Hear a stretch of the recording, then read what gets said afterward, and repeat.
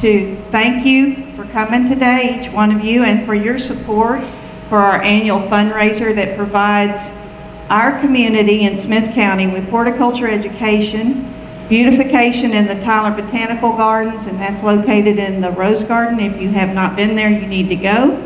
And annual scholarships to horticulture students at both Texas A&M and Sam Houston University. I'm sorry, Stephen F. Austin University, not Sam Houston. Yikes, already messed up. I know that all the gardeners around this area have had incredible challenges with both hard freezes and droughts and even a multi-year pandemic. I know you all have felt those pains.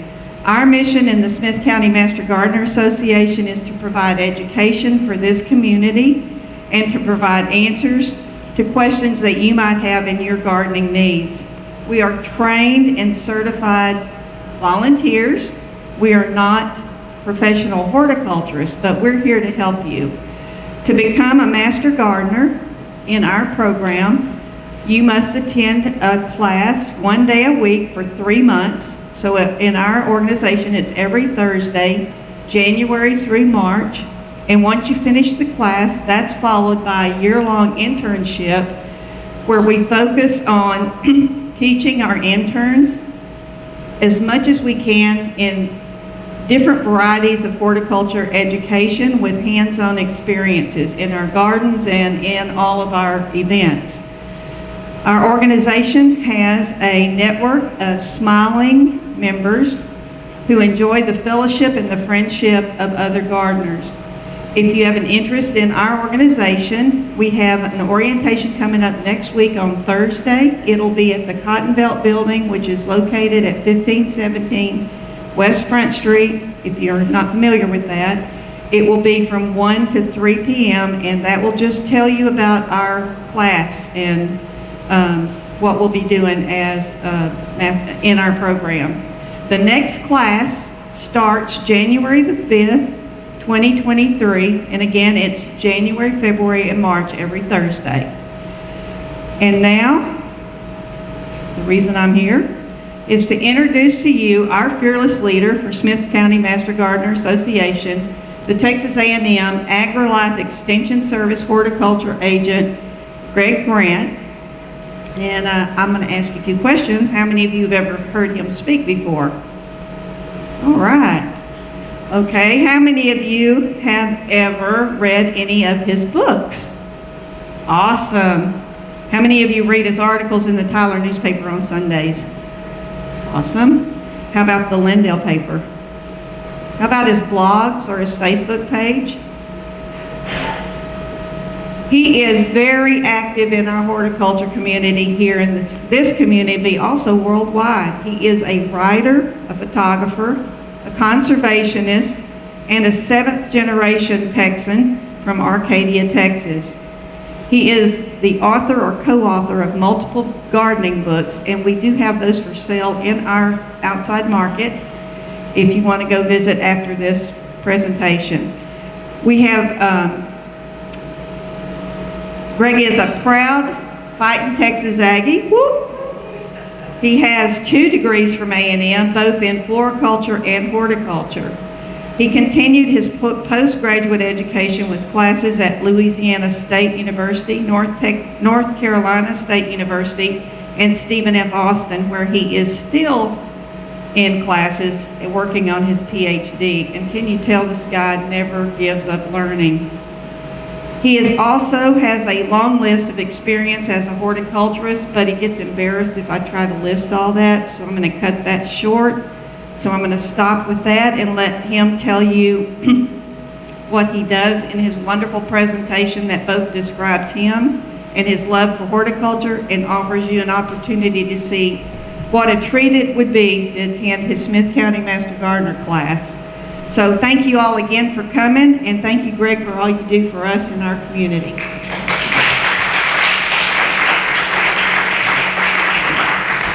She assured me that that was the short version. So. It's 3 pages long. I told you not to read it all. Okay, well, you don't have to take any notes because we're just storytelling today. And so I did a online video for bulb education, and so that's recorded on the Master Gardener's webpage and Facebook and all that. So if you want to hear about details about all the different bulbs in the sale, that's available. And so now that we've gone to the hybrid format of doing an online sale, and we can now have a meeting in person too, we'll start doing sort of a hybrid format in the future. So we'll probably keep doing the online sales and the bulb pickup, and then we'll go back to doing a in-person conference as well. So as Belinda said, it's been a tough year for gardeners. It's been a tough year for everybody, tough several years. And so one disaster after another. And the good thing is gardeners are famous for taking chicken poop and turning it into chicken salad. And so that's what we do. And so it may freak everybody else out, but I mean, it doesn't matter what happens, flood, drought, disaster, tornado, whatever, we turn around and make it pretty again. But also, what I try to teach people is while we're doing that, we try to make ourselves happy and make everybody else happy too. So it's a wonderful hobby. Gardening's the most popular hobby in the world, but yet only 50% of the people participate. And so my advice is, first of all, what's wrong with you 50% that aren't gardening? And so that's our job to get them to garden. And then there's a few gardeners that are grumpy out there, and I always say, settle down because you're not doing it right. And so if you're not happy, it's broke. You're doing it wrong. And so today I'm going to give you a little bit of happy talk and a little bit of depth into my head, which is kind of a scary thing if you've never been in there before. And so it's like, I always tell people, somebody will be talking, I say, excuse me, there's like 6 people talking at the same time. They look around like, there's nobody here. I said, no, there's like 5 people up here yapping. It's like 6 Jack Russells driving a Volkswagen full of clowns at a circus. And I said, give me a second to get them under control. And they're like, oh, Lord. And so, yeah, that's a lot of stuff goes on up there. But I'm going to talk to you about my lifelong love affair with Narcissus. And so I'm actually from a little community over close to Louisiana border called Arcadia. And I don't know if many of you are familiar with the word Arcadia, but we're going to take a little trip down Arcadia Lane and talk about the origins of Arcadia, the origins of Greg, the origins of Narcissus as well. I'm 7th generation in the same community over there. Here you see my great-great-great-grandparents in front of a spectacular gardenia. Isn't that pretty cool?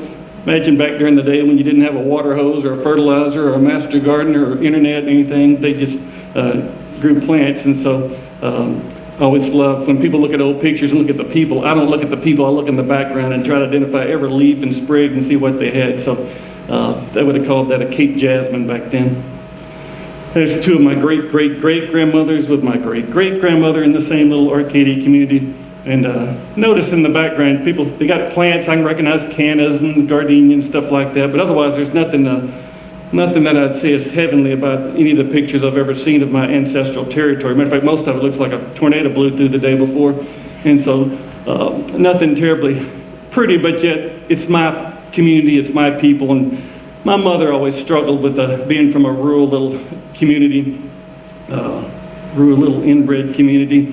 And so she's always trying to get away from there and spent most of her life fighting it. Married my dad, who was from the same community, who just brought her right back to it. And so I always tried to tell her, I said, your past is your past, and your relatives are your relatives. I'm always having this conversation with my wife, too. I said, you can't change any of that. I mean, it's just part of you. That doesn't mean you have to be that, but it also doesn't mean you have to hide from it or run from it. I mean, it's just part of it. It's like looking at paintings or something. You don't have to love every one of them, but they're still there. And so there's my grandfather's 2 uncles standing in front of the house where I still live, which I love. My wife can't stand it, but I like old things and old houses. So now just to show you how old I'm getting to be now, that's my papa's Uncle Bethel on the left. I got to go fishing with that guy when I was a little bitty kid, and my granddad was an active fisherman. And I remember he had this little trick where if you got hung, which was every time I put the hook in the water, he'd have these old spark plugs, and he'd run it down your line, he'd maneuver the line, that spark plug would pull it down, and he'd pull it up, and so he swore he could get anybody unhung. Well, after about 3 or 4 times of me getting hung, he's like, yeah, that's exactly what he said, and he didn't do it anymore. So everybody that lived in my house, including my grandparents and my grandmother's grandparents, ran a store on the property. So it was downtown Arcadia back when they used to have 3 churches, 3 schools, ballpark, barbershop, cotton gin, all sorts of stuff. Of course, all that disappeared. And so that was literally out directly in front of my house, the old Jim Walker store in Arcadia. Now, Arcadia, if you go way back, Arcadia is actually a region in Greece. And so if you're familiar at all with Greek mythology, you might be familiar with the Arcadia region. Peloponnese region in Greece. It was named for King Arcas, who, interestingly enough, was the one that taught the Arcadians agriculture. So who's the father of agriculture in Greece? What I always like to think of myself, it's also where Pan ran around piddling and playing his flute and doing anything but holding a job. Kind of remind me of my granddad. And so in English poetry, it was often referred to as Arcadia, which, interestingly enough, when I was a kid, that's what all the old folks in the community called it, Arcadia, as opposed to Arcadia like the sign said. And then at some point it was became celebrated in European art as this, quote, heaven on earth, which is ironic because, as I told you, none of the pictures that I ever saw of the place looked like anything close to heaven on earth. But it became synonymous with such. As a matter of fact, if you look up a definition of Arcadian, in the old days you'd say in a dictionary, if you Google Arcadian now, you'll see these descriptions: a utopic place, life lived naturally uncorrupted by civilization, beautiful nymphs frolicking in lush forest, a symbol of pastoral simplicity, idyllic vision of unspoiled wilderness, a poetic shaped space associated with bountiful natural splendor and harmony, unspoiled harmonious wilderness. And so I've always used those definitions. For me, as not only a gardener, but I like to tend the land and the woods and the forest and all that sort of thing. It's something to aim for. Not that I inherited anything that looked like heaven, but he gave me something to shoot for in my restoration projects.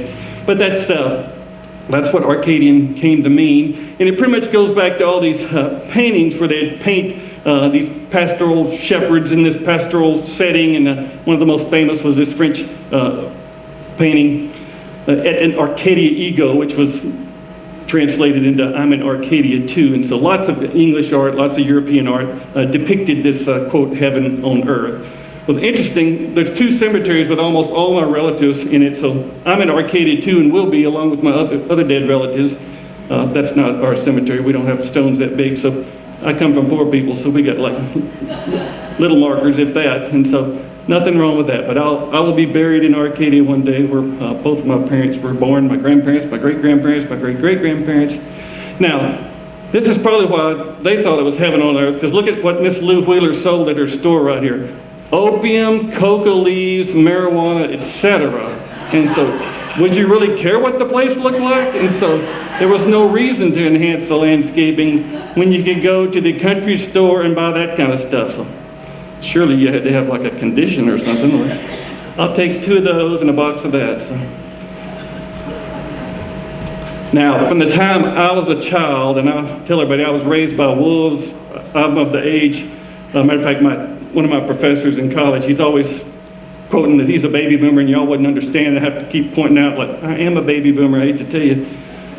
But I was raised in the days when you threw the kids outside, and then you didn't have to make them go outside. You had to make them come back in when it was time to go to bed. And so I loved outdoors, and I loved going to Arcadia because all my little country relatives, it was about at least a generation or 2 removed from society. So I was born in Tyler, raised in Longview, but yet there in Arcadia, they were living in the past. And so you got to see all sorts of things like milking cows and slopping the pigs and making syrup and all that sort of stuff. So it was fun because it was different things that I hadn't seen before. Plus, you got to see all kinds of animals and baby this and baby that and wildlife and fishing and hunting and gardening and all sorts of stuff. So literally, I loved it. It was my heaven on earth. Now, my sister, she acts like she enjoyed it. She didn't. The boys loved it. So, matter of fact, you can see here, I love my papa, and you can see my sister like, I hate this place. Like, take me back to town.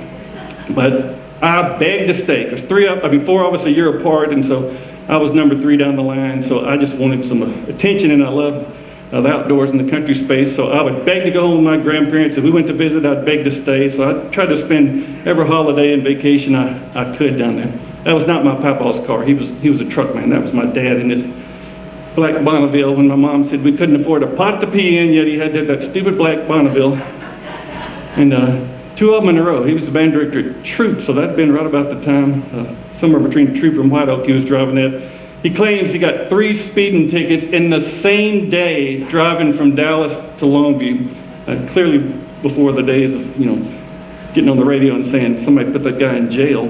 And he said you'd slow down to 120 in Canton just to make sure to not draw attention to yourself. So that shows what happens when you're raised without stuff. You go kind of cuckoo. So he likes cars and tractors and televisions.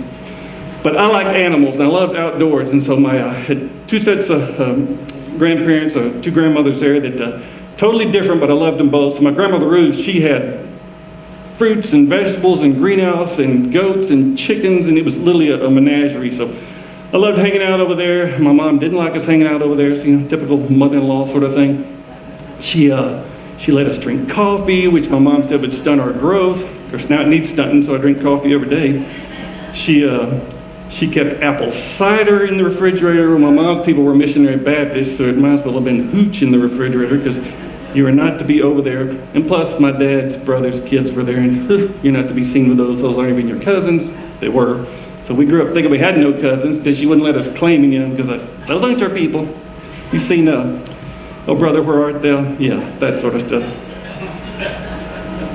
But in the process of hanging around in this little community of Arcadia, I love flowers. Well, I didn't come from people that they had vegetable gardens, but they weren't ornamental gardeners. So there was no landscaping, there was no shopping at the nursery, there was none of that sort of thing. But I literally loved plants. I was keeper of the class terrarium in 1st grade, so you can see how early I love plants. And so anything that looked like horticulture to me, I was attracted to. My Granny Ruth loved bulbs, and so she'd get all the Dutch bulb catalogs, and she'd order stuff every year. When she died, there were boxes and boxes of unpacked bulbs in the house, so she just loved her bulbs. And so I loved all those pictures of bulbs, and I loved all those pictures of Holland. I envisioned myself as a bulb farmer one day. But at the same time, the only place I got to shop was at all the old home places on the family properties there. And it didn't, I didn't honestly know, the difference between a wild rose and an early antique rose, the difference between a naturalized narcissus and a bought bulb from Holland. But I knew those were flowers, and I knew they were pretty. And so from the time I was a kid, I was attracted to all the plants at the places in the country, whether people lived there or not. Matter of fact, the older I got and the more education I got, the more I was attracted to plants that were there when the people were gone, because pretty soon you learn how wonderful it was to have the knowledge of plants that would grow on rainfall alone, without insecticide, without fungicide, without division, all the things that as a gardener that I learned to do. And yet there are plants that didn't need that. And there's only so much you can do, either financially or physically, or sometimes there's limitations on water and that sort of thing. And so in the back of my mind, I knew it was important studying these old home places. But at the time, all I could think of was, that is cool looking that there's still flowers there. And a lot of times the flowers, as I study them throughout my life, you'd watch, a person dies, certain stuff dies. And there are plants that people are keeping alive. There are things they cover the first winter. There are things they water during a drought. There are things that they put a fence around to keep the deer from eating. And so as they go, then plants start to go. And eventually you get down to just a few hardcore things that literally outlive the structure. And one of those happened to be these old-fashioned spring bulbs. And so I started early on not knowing a single one of them, spent most of my career learning all their names. But also, the cool thing about them is they would mark things like flower beds and sidewalks and property lines. And so it's kind of cool that you had these sort of living botanical memories and markers that told you something about the property. Also told you something about the people. I remember in school I was in a taxonomy class, and they made us do something called a florella. So you went to a community or a neighborhood or a town, and you documented every single plant there. And so I did that for this little rural community. Well, of course, none of the plants were purchased. Everybody had the same thing. So typical little country people, somebody to have something, they'd share it with everybody else. And so there were very few, I say unusual things, that they're unusual now, because nowadays if it's not bought from a box store, people wouldn't know what it was. And so, but back then, nothing was purchased. It was all shared. But a lot of these things are really treasures and heirlooms, and so it's really fun to study them and where they came from. And as I mentioned, particularly the fact watching the people go away, the care go away, the homes go away, and the bulbs continue to thrive. And so I still love seeing that sort of thing today, although you don't see so much of it anymore. So one at a time, I literally studied every one of those flowers to find out who it was, what it was, where it came from, botanically what it was related to, who introduced it, who hybridized it, and all that sort of stuff. And it's amazing. I mean, there's history in every plant. There's history in every person. There's history in every site. So I was giving a talk one time, and this lady said, our plants don't have stories like yours. And I said, stop right there. I said, every plant has a story. So just because you don't know the story doesn't mean it doesn't have a story. And being from Texas, I'll be glad to make up a story if you don't have a story for it. Biggest mistake I ever made with my wife was telling her that it was a Texan's birthright to use truth distortion for educational purposes. And you know what she heard? Every word out of your mouth is a lie. And I'm like, what? You said that's what Texans do. I said, no, that's not what I said. I said, as a teacher, nobody wants a dull story, so you take a kernel of truth and you put lipstick on it and then you tell the story. So we're not lying, we're keeping people entertained while we teach them something. And so bottom line is education is really important, and there are stories. And so, but as I told this lady too, I said, even if you don't know the past history, from the time you get it, the story begins. And so, and some of that's important. If it's a really cool plant and you share it with a friend, or you stays behind in your family, or you share it with a daughter or son or something. So I love those stories. All right, let's look at the term Narcissus itself. If you know the word Narcissus, it actually goes back to Greek mythology. Narcissus himself was the son of Zephysus and Larabe, or ground cover Larabe. So impossibly handsome that he fell in love with his own image reflected in a pool of water. Even the lovely nymph Echo couldn't manage to tempt him from his self-absorption. That's pretty self-absorbed. Narcissus' name lives on as the flower in which he was transformed as a synonym for those obsessed with their own appearance. So the story goes that he looked and saw his reflection in the pool, literally like, I love you. And then eventually turned into the Narcissus flower.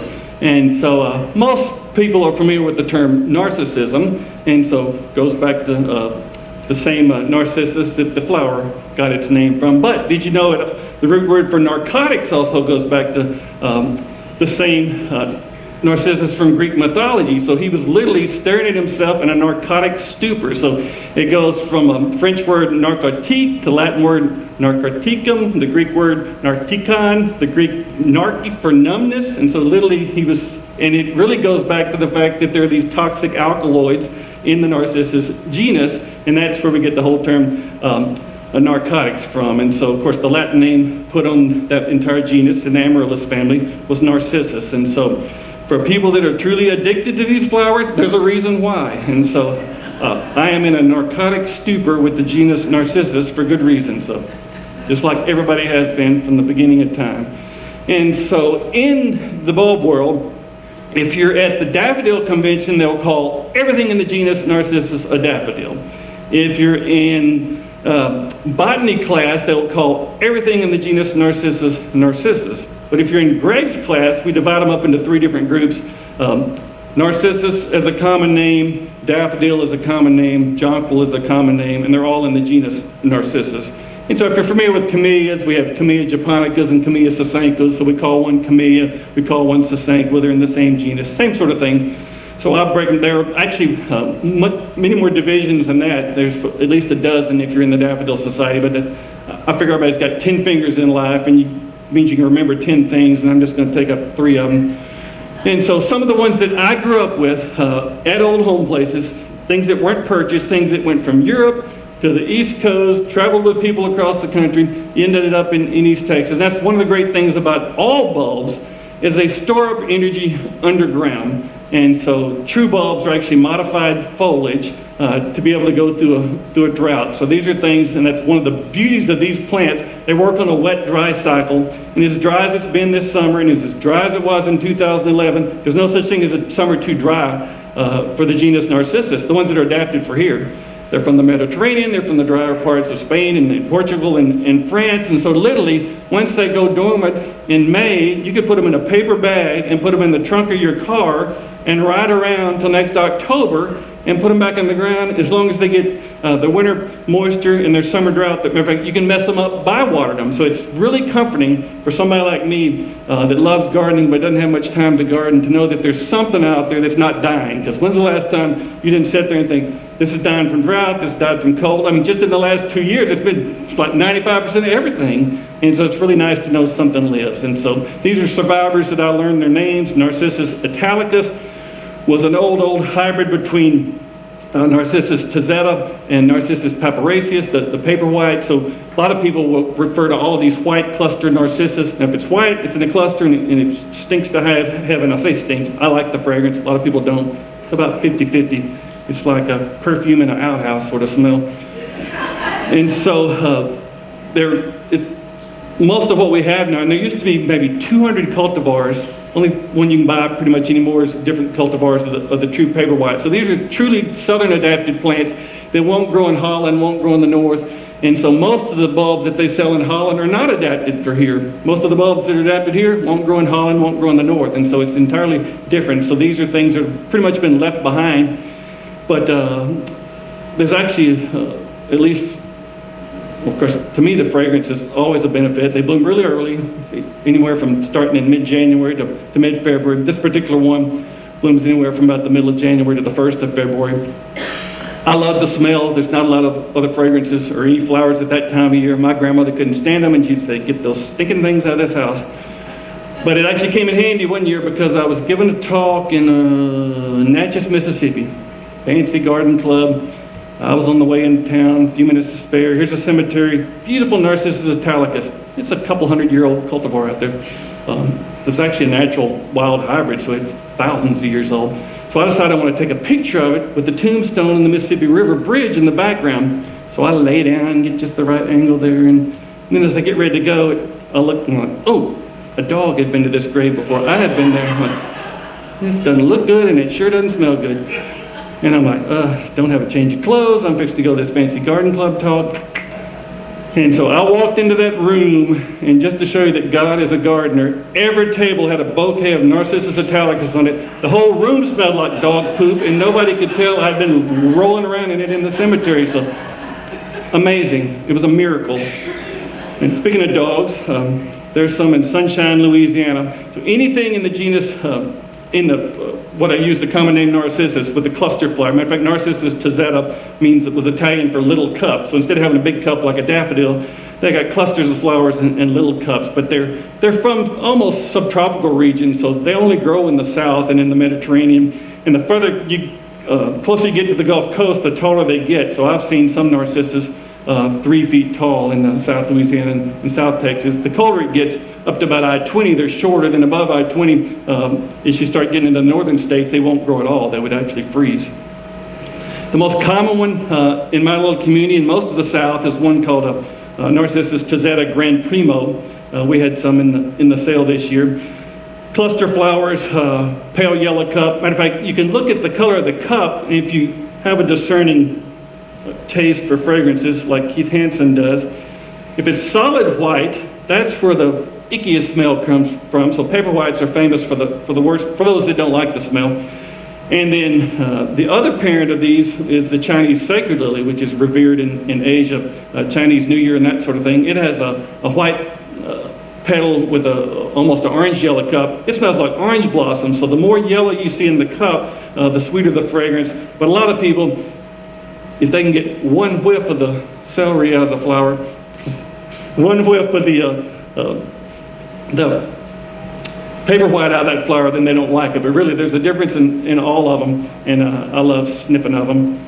And so it's not uncommon, I think that was in Smith County somewhere years ago, to see Grand Primo being the common Narcissus still left on the property, kind of bicolored flowers.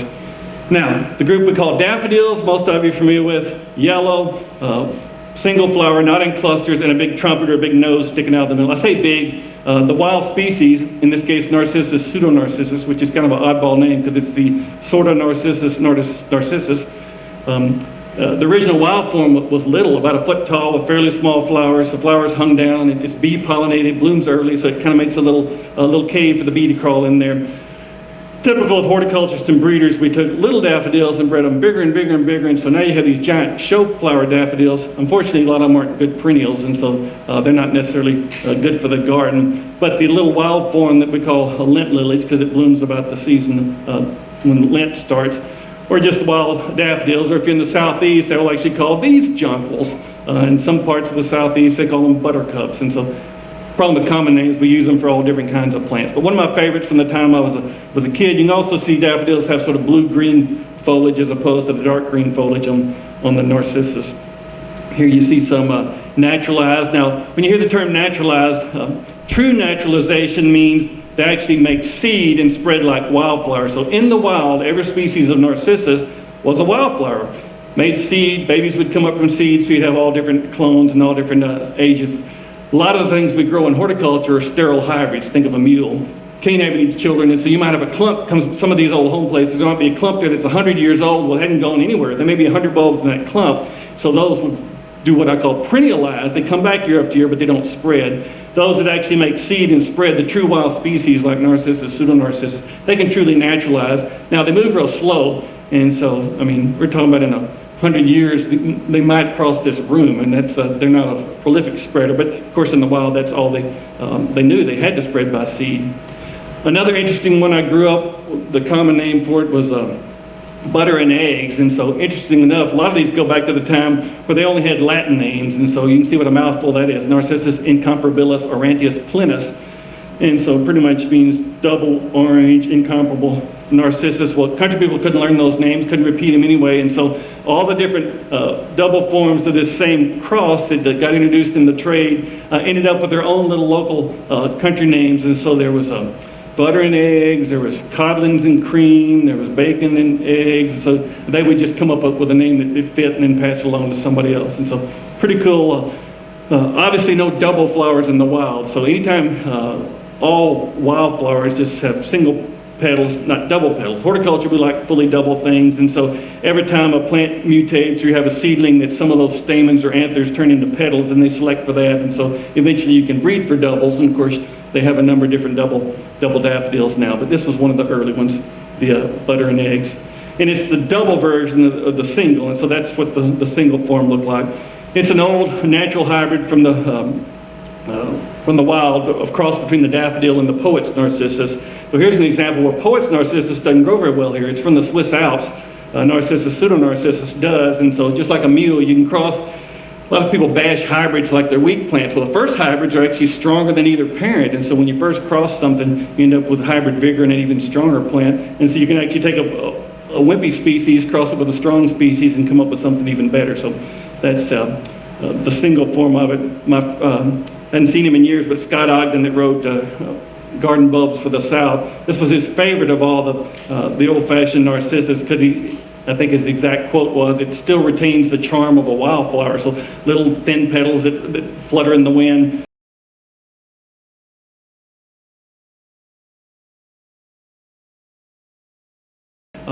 Daffodil societies for years have bred thick petals that would hold up in a flower show that you could haul around and make a cut flower out of. So this is much more like a wildflower. And then one of my personal favorites is the wild Narcissus jonquilla. So if it's cluster flowered, little flowers, and sweetly fragrant, it goes by the common name of jonquil, which is a corruption of the name jonquilla. So the Latin name jonquil was from actually meant rush leaved, and so it was like the bulrush is in the genus Juncus, and so jonquilla was a corruption of Juncus, and so it was really Junkifolia. And it literally, the foliage looks just like the bulrushes that you'd see along the edge of a pond. Not related at all, of course, in the amaryllis family. Tiny little flowers, tiny little cups, sweetly fragrant. Matter of fact, one of the old common names for this with the country ladies were sweeties, and because it had a sweet fragrance. And so if you ask everybody about narcissus, you got half like them, half don't. With Narcissus jonquilla, most people like it because it's such a sweet perfume smell. Matter of fact, when I smell the first jonquil every year, which is anywhere from last week of January to first week of March, to me it's springtime. And so, you know, our garden calendar doesn't necessarily follow everybody else's garden calendar. So once you get through the last couple of weeks of December and the month of January, then you start looking for something to bloom to tell you at least a southern spring is here. Of course, then that'll be followed by like an Easter freeze that'll zap everything. But you know, we get to wear t-shirts and stuff during the wintertime, and a lot of people don't. So Now, it's a true wild species, so it naturalizes. And so there you see an example where an old home place was. That got dozed out. Somebody built a new house, and yet the jonquils survive. So they go completely dormant during the summer and then grow during the wintertime, bloom in early spring. And so that, of course, smells like heaven on earth itself. The little wild jonquil or sweeties. And in East Texas, there were 3 jonquils, the wild jonquil, the campanile jonquil, which actually was an old hybrid between the daffodil and a jonquil. Because it has clusters of flowers, we lump it in with the jonquils. It was given the Latin name Narcissus odorus because it has the similar fragrance, although not quite as strong as the wild jonquil. And so it got the common name of campanile jonquil. Kind of look like a bell shape there. Completely sterile, so when you see a whole bunch of campanile jonquils, that's because either somebody planted them there, a bulldozer smeared them out there, a pig or a Keith's armadillo spread them out, but it doesn't make seed. And so that's another thing I marvel at. So if you know which ones can truly naturalize and which ones you don't, then you can look and you say, there was some crazy fool like Greg Grant that planted all those, because in this case it was little Miss Beasley in Nacogdoches. And so years ago she paid $10 for some daffodils, dug up a clump of campanils, and spent her life spreading them around the yard. Then Chad Gully moved into the house, destroyed them all. So if you knew our former ag agent here.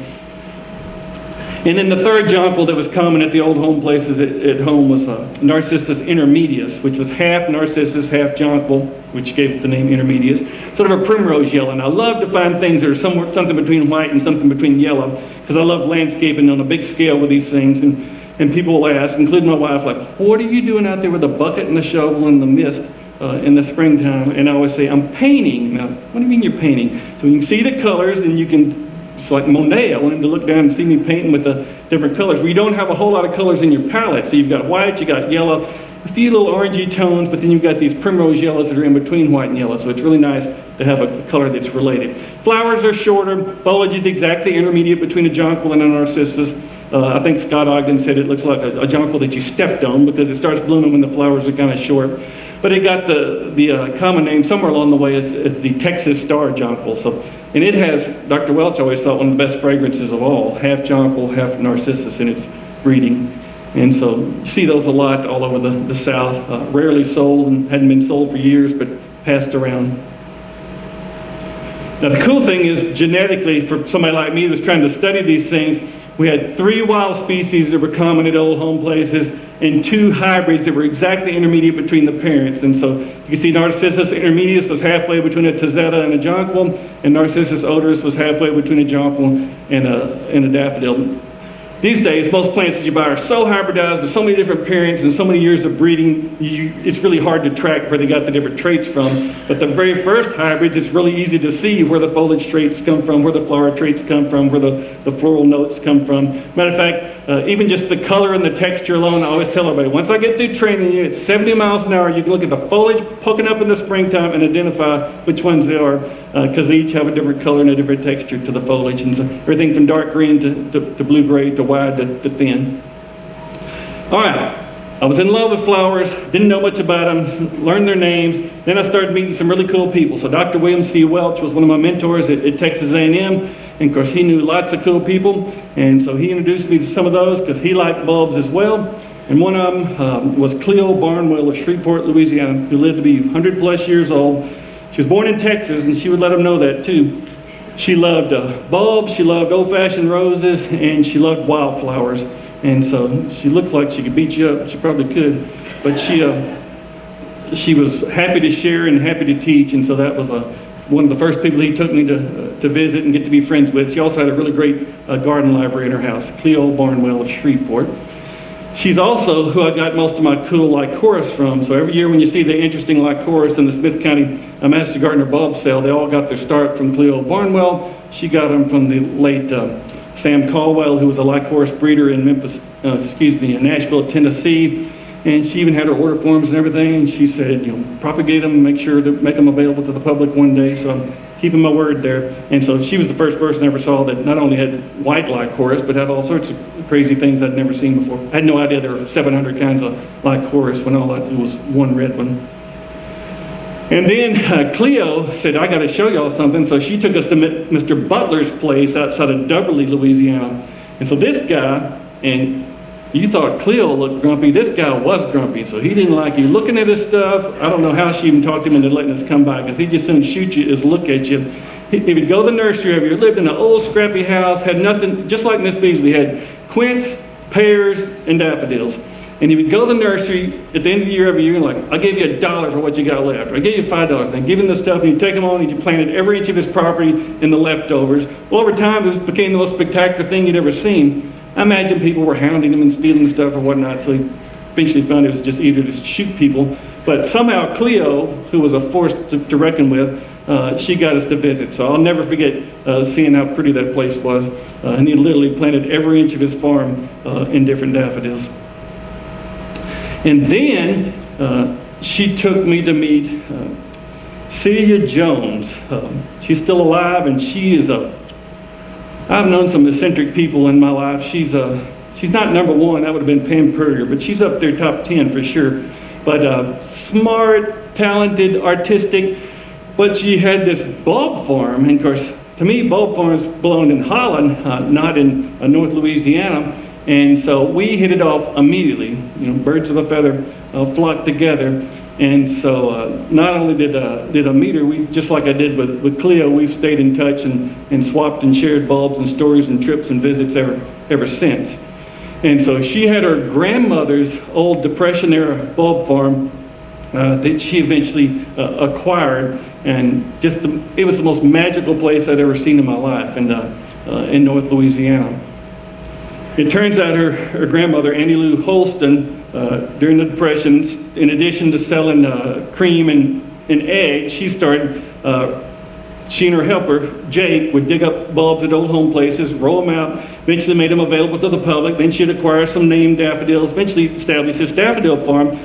Sent his dad to college at LSU on bulb money, growing bulbs for sale. And still to this day, you'll find cool and interesting daffodils in North Louisiana and even Central Louisiana that came from Annie Lou Holston's. And just like a lot of country people, they call her Sister. And so she had Sister's bulb farm, and that's where what Sia ended up with. So there were three girls, Jan, Sia, and forget the other one's name, but Jan and Sia eventually resurrected the farm after it had grown up in trees and it was a big mess. Well, that's the cool thing. They don't die. Well, they'd probably die after about 50 years. If a forest grows up and totally shades them out and there's no winter sunlight, they'd eventually die. But if you catch them within the first couple of decades and cut the trees down, then they'll live. Well, Celia was like me. She loved spending time with her grandparents, particularly her grandmother, and so she loved those bulbs, and she felt a need to save them. So we're talking about Gibson, Louisiana, if you can see that right in here, right next to Arcadia, Louisiana, which people often ask me, are you from Louisiana? I'm like, no, I'm from Texas. Well, it turns out there's multiple Arcadias out there. And so Gippsland is home, thanks to Celia and the sisters' bulb farm, home to the Jonquil Jubilee each spring if you ever get a chance to go visit. So they call themselves the Daffodil Capital of Louisiana, and that all goes back to Celia's grandmother, Annie Lou. And so Celia ended up with her grandmother's house, Celia ended up with her grandmother's farm. Celia, of course, was in love with bulbs, and so certainly we were in love with each other. She and her sister, for a while, made the farm somewhat commercial, mail order for a while. That's a lot of work, and so eventually just shut it down and became her own little private retreat there. But it was very handy for me for studying these old cultivars, because she had the things with the names on her from her grandmother, so she had a head start on me for identifying some of the old plants. But she was always talking about her Aunt Jimmy, and something about this woman kept saying she had something to do with my Arcadia. And I never did quite understand what it was, that her family had some connection to Arcadia, Texas. And of course, I was confused. Was she talking about this little older lady? Was she talking about Arcadia, Louisiana, which was right close to their family? And so wasn't sure what that was all about. But it turns out Sia's paternal grandmother had the bulb farm. Sia's maternal grandmother, crazy story, her people were from my Arcadia, and so didn't know that at first. So while I'm digging and dividing bulbs and having a good time and contact them and see, and I would visit, we'd swap and share stuff. I saw Cia's, I saw another little lady that used to grow for the Market Bulletin in Louisiana, so I started growing out my own little stuff. So I'd take a clump, I'd make a row. After a few years, I'd take a row and make 4 years. After a few years, I'd take 4 rows and make 8 rows. So I literally made my own little bulb farm, mostly to see if we could literally cultivate, well, I knew we could now, cultivate bulbs in the South. I didn't intend on being a farmer, but I wanted to learn their names. I wanted to learn how we could grow them. And so Cia's doing that, I'm doing that. We're all having a good time. And just to show what a good investment these things are, I started with 5 Grand Primo Narcissus from the Ezra Wheeler place as a kid, and eventually made a block of 10,000, and that was 10 or 15 years ago when I took that picture. Did the same thing with Campanile jonquils from my grandmother Ruth, so I enjoyed my little bulb farm, and Cia and I had a really good time. There's some lint lilies there. But still, just like all we bulb nuts do, every time I pass an old home place or a cemetery, you're looking out there to see if there's anything different from those 5 or so common things that I grew up with. Well, sure enough, in my own little community there at the old Neal place, where my grandmother took me a long time ago as a little kid. My grandmother had some Chinese chestnuts in a basket. I don't know what they were. They looked like porcupines.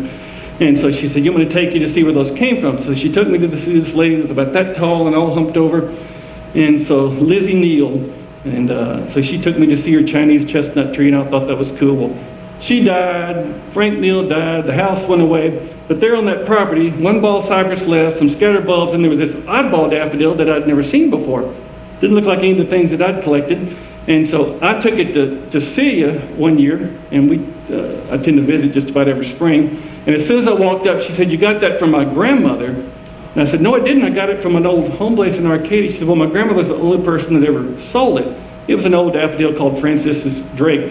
Orange cup, swept back petals. Now, interesting from a breeding standpoint. You see that orange rim on that cup? Now you have orange cup daffodils. They even have pink daffodils. That all comes from Narcissus poeticus from the Swiss Alps. It had a yellow cup, little white flower, little bitty yellow cup, and a tiny red ring on the margin of the cup. And breeders over the years took that red ring and bred it into orange cups, pink flowers, because that was the only source of red in that entire genus. Bottom line, it was an old-timey cultivar. Shouldn't have been there, and turns out there was a very good reason. So as I showed you on that tombstone back there, her people were the Neals. Well, that was the Neal home place, and so her other grandmother had gotten that bulb from the other side of the family and brought it over to Arcadia. So we had this connection like, well, your Aunt Jimmy did know what she was talking about, so your people were from Arcadia. And here you can see one of her lists when Cia's grandmother would sell the bulbs, and right there somewhere is Franciscus Drake. There we go. $1.50 a piece, $10 a dozen. Now, the story gets even better. And so at the time, I was going to restore an old house that belonged to my great-grandparents. And so as we're working on that house, and I'm looking at the different deeds,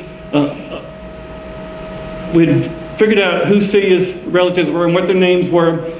And so there was going through the Neals. One of my neighbors was a Neal, and he was a real quiet man, but he stopped one day and even told me, I thought it was crazy, like, I'm related to somebody that knows you, and I'm like, oh, whatever. And so didn't think much about it. Well, it turns out the house that my great-grandparents lived in, that I lived in for a couple of years, belonged to Cia's great-grandfather. And so not only did we share a love for bulbs, we were distantly related on both sides of the family. And I was living in the same house that her great-granddad had lived in, that my great-granddad had lived in. And so pretty darn cool. And so when I let her know that, she took a picture of herself like, can't believe it. Like, you're living in my great-granddad's house. And of course there were bulbs at that house, just like there were bulbs at all the other houses that my great-grandmother had had. Nothing particularly special, but no one eventually moved out of that house. And if you got a lawn mowing person, they're going to kill every bulb you have by mowing down the foliage. So I took up all the bulbs my great-grandmother had in the yard that were around little beds and trees and fence rows and stuff, moved them out back so they wouldn't get mowed down and I could take care of it with the bush hog. And so I literally took everything in the yard and multiplied it and put it in about an acre behind the house. Now, the cool thing about that house, knowing that Cia's people had lived in that house and my people lived in that house, and we both loved bulbs and we were both distantly related on both sides of the family, it made me think of Eudora Welty. and an article she wrote for Harper's Bazaar in 1944. She said, "A place that was ever lived in is like a fire that never goes out. It flares up, it smolders for a time, it's fanned or smothered by circumstance, but its being is intact, forever fluttering within it." And so that's the kind of way, see, now, we knew there was something about us that were attracted to each other.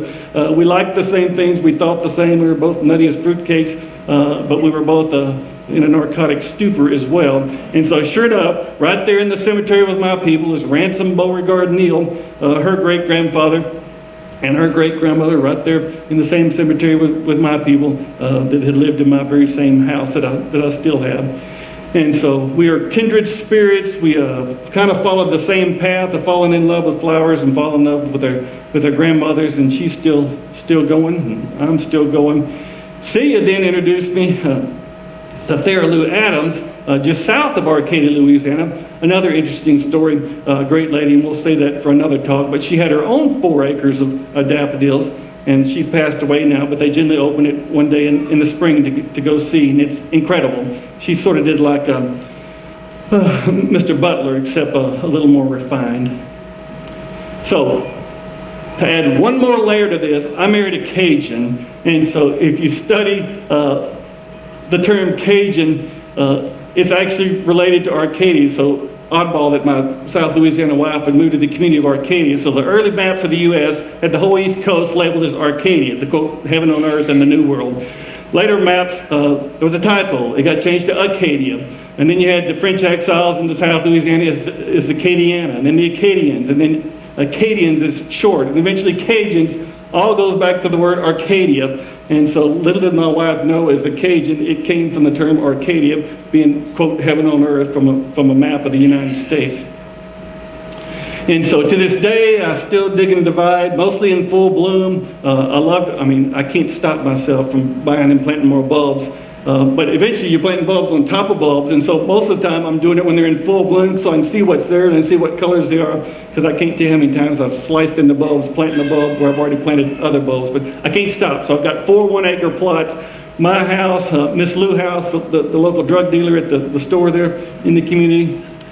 She wasn't really a drug dealer. My parents' house, and then behind the house where Celia's granddad lived and my great-grandparents lived. So anyway, that's my 4 1-acre spots. I will not stop. The goal is to have a bulb every 1 foot so the foliage touches each other. People say, well, how do you do that? Well, I started 100 feet apart, and the next year I planted one in the middle, and they were 50 feet apart. The next year I planted one in the middle of that, 25 feet apart. And there are people that argue with me and say, you didn't plant all those. And I can assure you I did. And so it's fun to look back and know that you're planting something that's not going to die, that's going to outlive you, that's continue to bloom, and it's got all these cool stories and history. And it doesn't matter if you're into the history or not, the story's still going to be there. But as a gardener, it's really cool to have something that you plant that actually lives. And so, as you heard, I like to write, and so if you like to read or suffer from insomnia, I do the In Greg's Garden column in Texas Gardener every month, as does Keith Hansen. So East Texas has sort of taken over the Texas Gardener magazine, because Dr. Creech has been writing pretty regularly too, so it makes the Central Texas people mad, but that's okay. They've owned the magazine for years. I write the Greg's Rambling blog at arbogate.com, and I usually repost that on my Facebook page. Got a Greg Grant Gardens Facebook page. As you heard her say, I write for the Tyler paper every Sunday. I usually repost that on the Facebook page as well. I hated Facebook. It's Keith Hansen's fault that I do Facebook now, because he had a Facebook page when I started this job. So I had to get my students at SFA to teach me how to do it.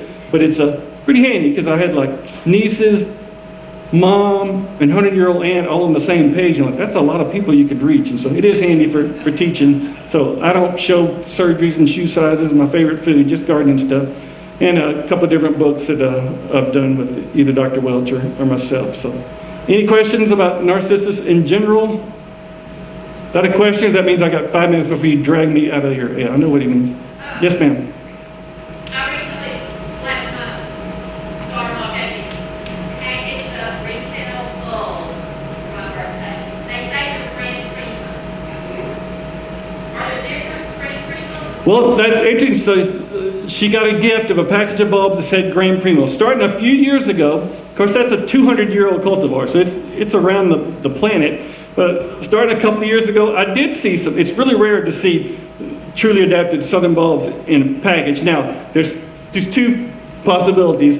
It is still grown some in England, and I did see some on the shelf somewhere one time labeled Grand Primo Citronnier. But the Southern Bulb Company, Chris Weisinger, who lives in Smith County and has that company in Golden, he actually sells Grand Primo, and so if it's his, then not only are they Grand Primos, they're Grand Primos from me, because I sold him a bulb farm. And so if they're from a Dutch source, they're probably English grown in the Scilly Isles. If they say Southern Bulb Company, they're East Texas bulbs that literally go back to my five from the. So if you can look at the package, I'd be interested to see. But they're probably Grand Primo. Now, unfortunately, Holland does something called dumping, where they'll sometimes misappropriate names on bulbs, and so they know Americans are too stupid to know their flowers, so it may not be the right name. Sometimes they're virus things that they know we can't tell the difference, and so you always have to be careful when you buy bulbs from the big box store to know what you're getting or if it's diseased or not. But I'd be interested to see on those. But you know what? It doesn't stop me from buying stuff. I've bought stuff from Lowe's the other day 2 or 3 different times because I couldn't stop myself. So. Yes, ma'am. Eudora Welty quote. Let's see if I can find that. Whoa, there we go. Yes, sir. I know you mentioned that these don't need a lot of water or anything. None. By not a lot, I meant none. But if our entire yard is pretty much irrigated and all, That's a really good question. So, if your entire yard is irrigated, several choices. First of all, there are a few that can tolerate more moisture. So, any of the jonquils, so the wild jonquil, the Campanile jonquil, the Texas Star jonquil, the jonquil hybrids like Sweetness, they can tolerate more moisture.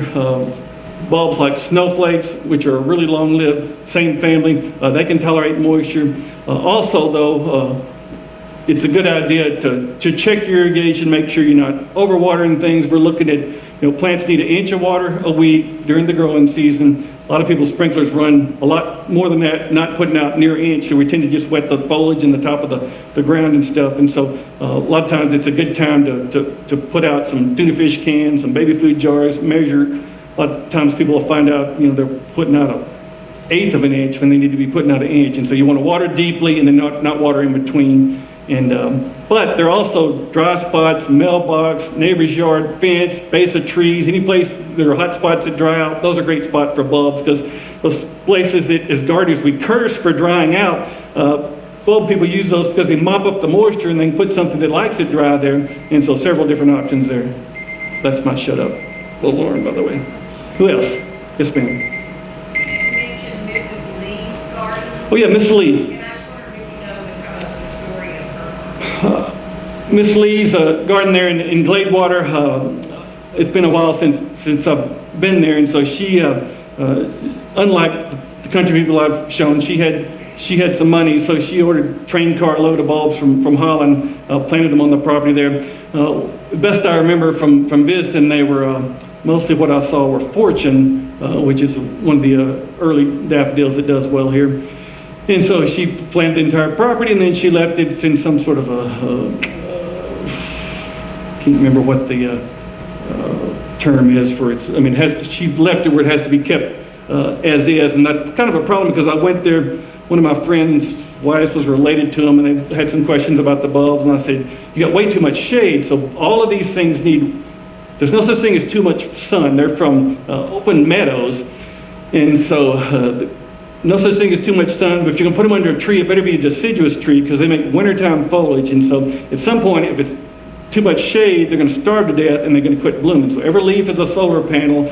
Each year's foliage production is next year's bloom. And so theirs weren't blooming very good. And I said, well, you got way too many pine trees here. Well, she was like me. She loved trees and she loved daffodils. So she said, and she's long gone now, but she said, leave my daffodils and don't cut the trees. Well, the problem is those things are mutually exclusive. And so I said, you're going to either have to take those daffodils and move them out of the trees into the open spot, or you're going to have to find a way to cut some trees. And so deciduous trees are okay, evergreen trees are not, because the foliage is out there during the wintertime. But yeah, it's a cool place, well worth visiting, anywhere from around the 1st of March, late February up to middle of March. And so Miss Lee in Gladewater. Oh my gosh, what is my absolute favorite? Ooh, that's really hard. I'll start to say that's like asking your mama who your favorite kid is, but my mom usually just puts out an answer immediately. Like, well, that was fast, and it wasn't me. It's really, really, really hard, but if you, Dr. Parsons, my other mentor, is bad about making me, he's like, not name your 10 favorite, name your one single favorite. And so probably the Campanile jonquil. It's just an old sort of ratty flowered thing. It's not a show flower. A lot of times have some fused petals, but yet you can see it from 70 miles an hour. It's bigger than the wild jonquil. It's tough as a boot, never dies, never needs divide, never needs water. So, but, ask me tomorrow, you might get a different answer. So. Cool. Yeah, I'm certifiable too. Anybody else? All right, what you get? Oh, there's one.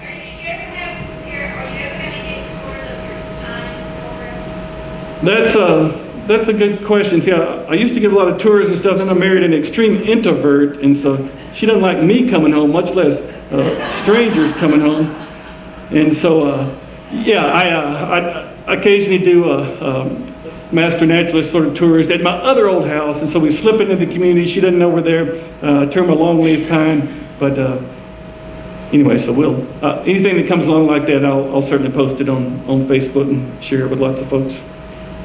All right, appreciate y'all coming. Oh, one more. Yeah, I have a question for that. Is it embarrassing? Do they all need to leave? So. So after the conversation, maybe in Texas, so you talk to after, everybody. Sure. Okay.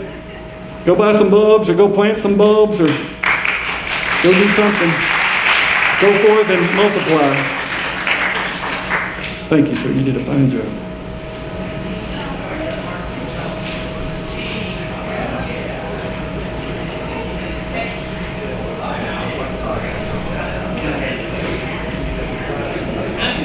Perfectly